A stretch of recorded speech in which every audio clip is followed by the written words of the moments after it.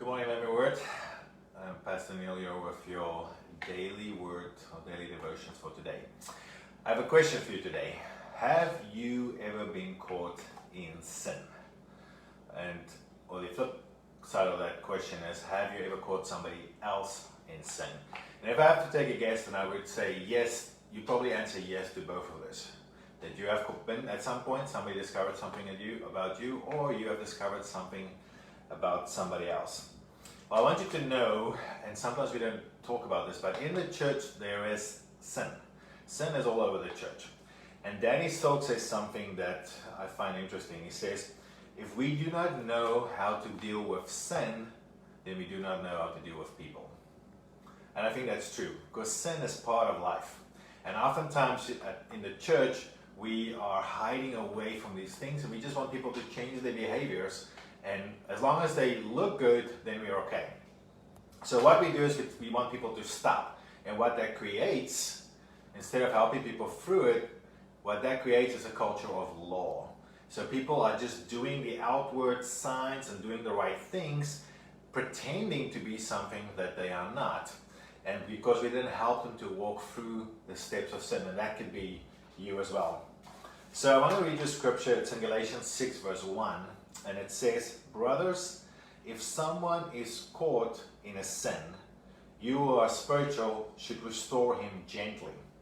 But watch yourself, or you also may be tempted. And I want to just highlight a couple words here. Number one, it says, if someone is caught. So we're talking here about a discovery of sin in somebody else. That person has been caught doing something wrong. The next thing I want you to notice, it talks about you are spiritual should restore him gently. It doesn't talk here about controlling and forcing him to do something, punishing them. It says gently. It talks about a restoration, not a punishment. Bringing that person out of the struggle into something new, not a punishment and a changing of behavior. We need a changing of the heart, something different. And then it says watch yourself. And I think this can have two meanings. Number one, it could mean that watch yourself that you're not tempted with the same sin this person is struggling with. Or number two, watch yourself that you are not tempted falling into fear, falling into anger and anxiety and controlling people. Because that is a different form of sin. So watch yourself. So what we do when we discover sin, and it's usually with somebody that is close to you, somebody that you know intimately or is a good friend. And so what we do is we start creating this, what's called a safe disconnect. You and I don't want to confront the situation. So the person that's been offended are scared to bring this conversation up, are scared to have a confrontation. And so we keep a person just far enough away so we don't break relationship, but not close enough so we can work on it. It's a safe disconnect. I'm not going to really talk about it, but I'm not walking away. And it's usually because of fear. Fear of the confrontation, fear possibly of what else am I going to find out? What else has been hiding down there that I don't know? And possibly anger, like the anger inside of you, you're not sure how to deal with. This is the person on the receiving end of the sin. The person that's done the offense, the person that's done the sin, they usually avoid or keeping a safe disconnect because they are full of shame and guilt. They do not want to have this conversation. And looking at you, they see the judgment in your eyes. They hear it in your voice. So they also don't want to pick up this conversation, and it's just a safe disconnect. We are not going to deal with this. So the scripture tells us in 2 Timothy 1 verse 7, for God has not given us the spirit of fear, but of power, of love, and of a sound mind. So we should not avoid confrontation. In fact, we should restore and build this person up. It's never worked before, so sometimes we think it didn't work before, so why will we do it again? It just brought more anger, and usually it's because we do not know how to deal with people. We go in trying to control, and I want you to know you cannot control somebody, and it's not your job to control somebody, to force them to be something that they are not.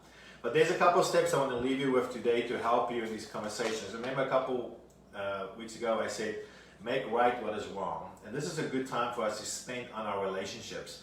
The things that are broken between us, but we have to have conversations. When somebody was caught in sin, when there is an offense between people. So number one, for the person that on the receiving end of somebody that sinned against them. Number one, I want you to know you cannot control this person. Your job is to create a safe environment where this person can come and feel safe to be able to express what they're going through.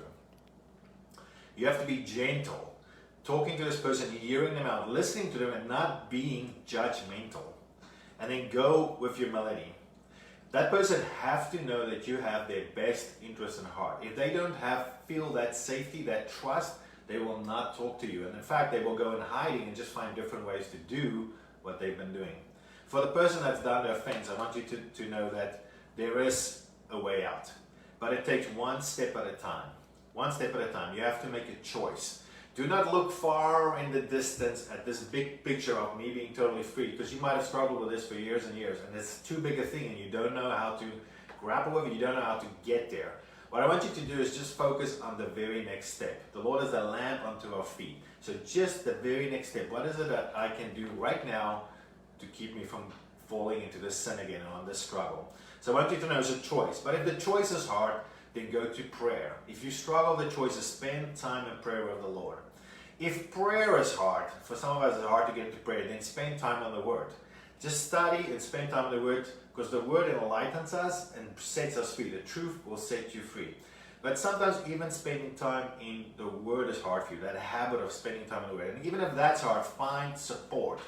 Isolation is one of the things that keeps us from growing. So find support, somebody that you can talk to. It might not have to be a confession of your sin, but somebody that you can start talking about that might have an idea of what you're going through. And then this final thought. Please know that for the person that's being offended, it's going to take time. Time to change. It's not going to change overnight. You cannot control it. Your job is just to love on this person. For the person that's done the offense, your biggest ally is honesty and truth. To grow through this and speak about it with the person that you love. So in this time of building relationships where the Lord has given us time at home with our families, I want you to encourage you, do not keep a safe disconnect. The safe disconnect keeps the relationship apart and keeps you from growing. If you want to grow, you have to seek out intentionally steps of intimacy. Intentionally. So I encourage you, Living Word, this is a time to seek out intimacy. I bless you. Have a good day.